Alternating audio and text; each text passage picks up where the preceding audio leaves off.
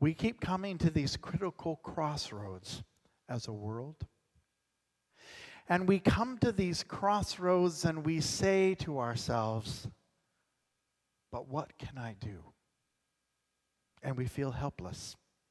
And we feel overwhelmed by the nightly news, our Facebook feeds, the images that flash across our TV screens.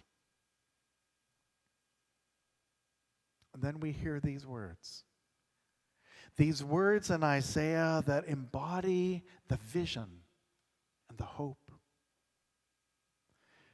And they're important words, for they articulate what it is that we must do with the resources that we have dedicated to destruction and killing one another, to transform them into tools for building healthy communities. The amount of money that our world spends on an annual basis on armaments would solve almost all of our other social problems if we could wrap our head around putting those expenditures aside. They shall beat their swords into plowshares and their spears into pruning hooks. Nation shall not lift up sword against nation, and neither shall they learn war anymore. What would our world be if we weren't focused on what might be the latest, best, and greatest way to destroy another? What does that do to our psyche and our way of being when we're constantly on guard and constantly aware that at any moment we might be annihilated, and so we want to make sure we're ready to annihilate another first? What do we do to begin to shift that mindset as a world?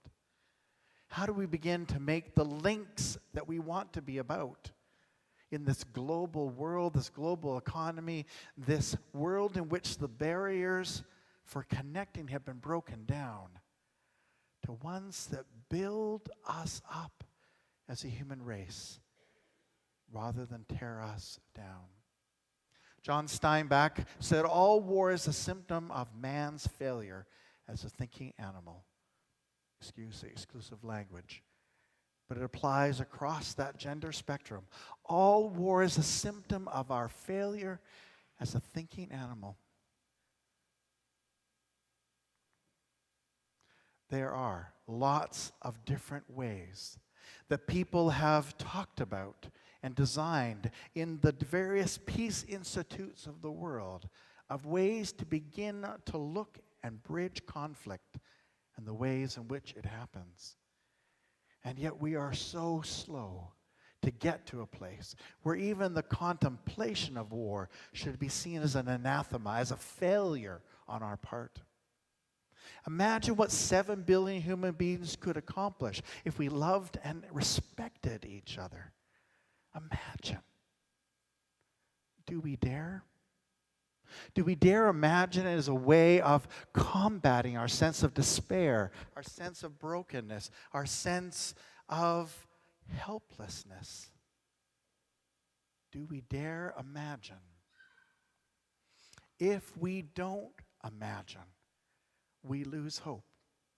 Hope in a weary world is a precious commodity and something that is critical for us as we move forward.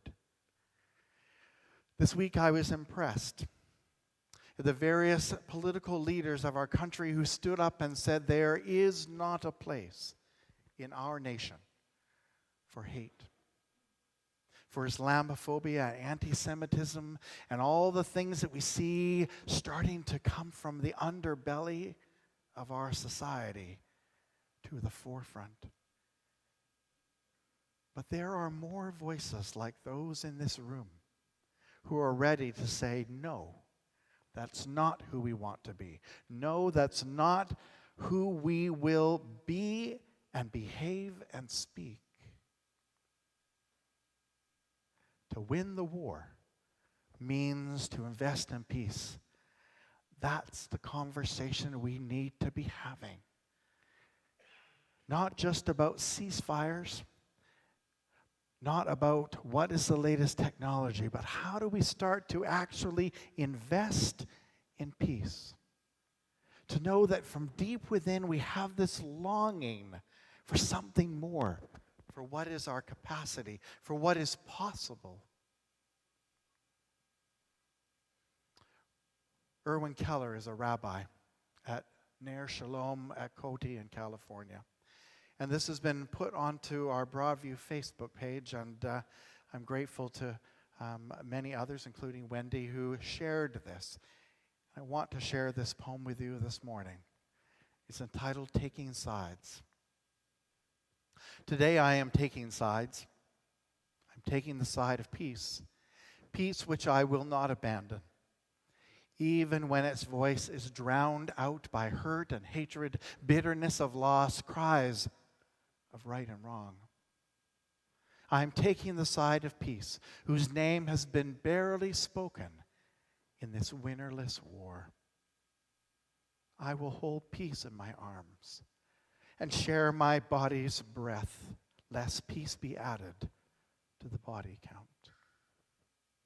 I will call for de-escalation, even when I want nothing more than to get even. I will do it in the service of peace. I will make a clearing in the overground thicket of cause and effect so that peace can breathe for a minute and reach for the sky. I will do what I must to save the life of peace. I will breathe through tears. I will swallow pride. I will bite my tongue. I will offer love without testing for deservingness. So don't ask me to wave a flag today unless it is a flag of peace. Don't ask me to sing an anthem unless it is a song of peace. Don't ask me to take sides unless it is a side of peace.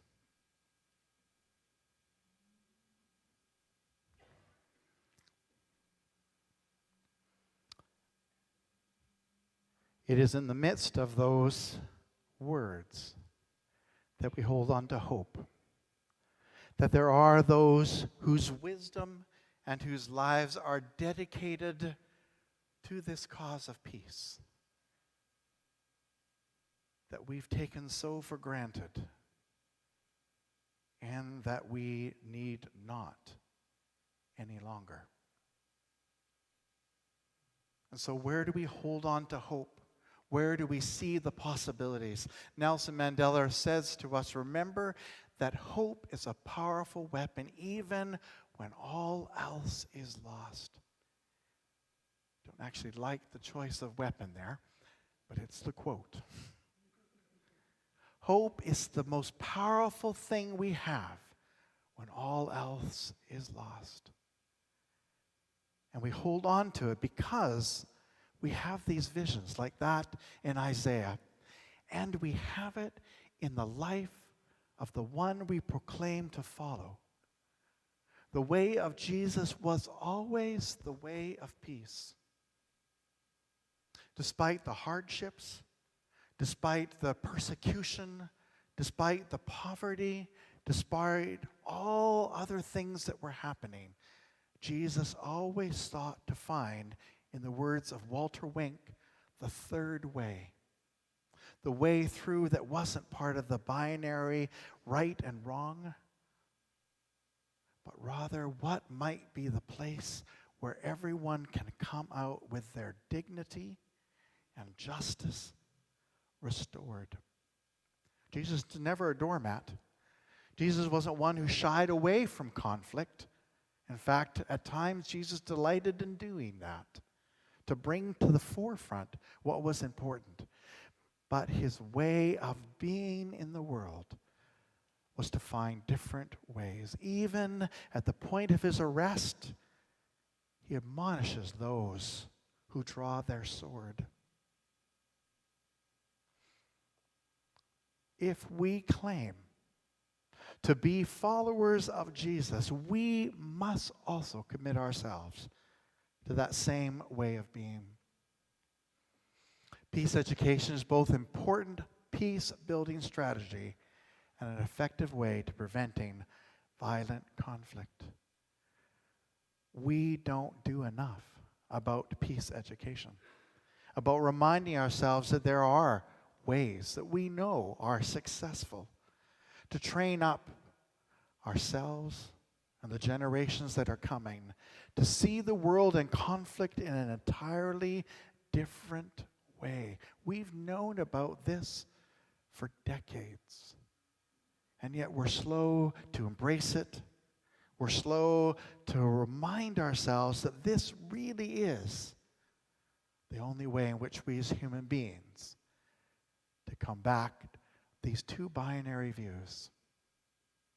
The pyramid of violence begins at the bottom with segregation, ignorance, fear, prejudice, discrimination, violence, and at the tip is war. But the pyramid of peace is the opposite: connection with respect, recognition of others' perspectives, and empathy, assertive communication and conflict resolution, which allows still conflict to be there, but to arrive at peace. Peace education knows that all of these things are tools in the toolbox to enable us to begin to function in a different way. From the microcosm of our own families and relationships, to the relationships we have in a community of faith, to the relationships we have in a municipality, in a province, a nation, and the world. We can practice those skills at all those places and all those levels. And we can look to places in the world that have been more successful in being peaceful and ask ourselves the questions of why. What do they know? What do we learn from? Nelson Mandela is my hero. Of all the world leaders, Nelson Mandela was able to take a very tricky situation at the end of apartheid and his election and move into a process of reconciliation. The Truth and Reconciliation Commissions of his time were radical and moved the needle in such a way that for the first time in a long while, the oppressed did not become the oppressor at victory. Because at the heart of it was truth-telling and lamenting and accountability. Not washing over all of that and saying it didn't exist, but then looking for the opportunities to heal and move forward. He says our watchwords must be justice, peace, reconciliation, and nation building in the pursuit of a democratic, non-racial, and non-sexist country. In all we do, we have to ensure the healing of the wounds inflicted on all our people across the great dividing line imposed on our society by centuries of colonialism and apartheid. He didn't shy away from naming what the evils were, but he also named what the possibilities were on the other side, and he dedicated his life to that. Walter Wink, who is a theologian and who I talked about as the writer of The Third Way, says, "The peace the gospel brings is never the absence of conflict, but an ineffable divine reassurance that within the heart of conflict is a peace that surpasses understanding." That's the hope. That's what it is that we invest in when we proclaim that we are to be followers of Jesus. Both Walter Wink and Walter Brueggemann would say that the greatest failure of the 21st century of churches is to have failed to lift up this way of being. So what do? We pray for peace. Like the profound words that Mingu read, we know that many who have been in far more perilous situations than ours move to that place of praying. And when we come together in one body and one soul and one mind, we begin to make the shifts. And we work for peace. In what we say and what we do, in the conversations we engage in, we don't simply wring our hands, but instead we commit ourselves to making a difference, to confronting and suggesting and modeling other ways of being in the midst of conflict and disagreement. And guess what? As we move forward as a community of faith, there'll be lots of opportunities to practice. That's inevitable as a people striving together. Martin Luther King Jr. said, "We shall overcome." That's the hope from which we embody all that we do. The hope that we can overcome this too, and that peace will prevail, and love will become our way of being in the world. That nation shall not lift up sword against nation, and neither shall they learn war anymore. That's not only our hope, that's our commitment to building a better world. For we shall overcome. And I'm grateful for a music team that can pivot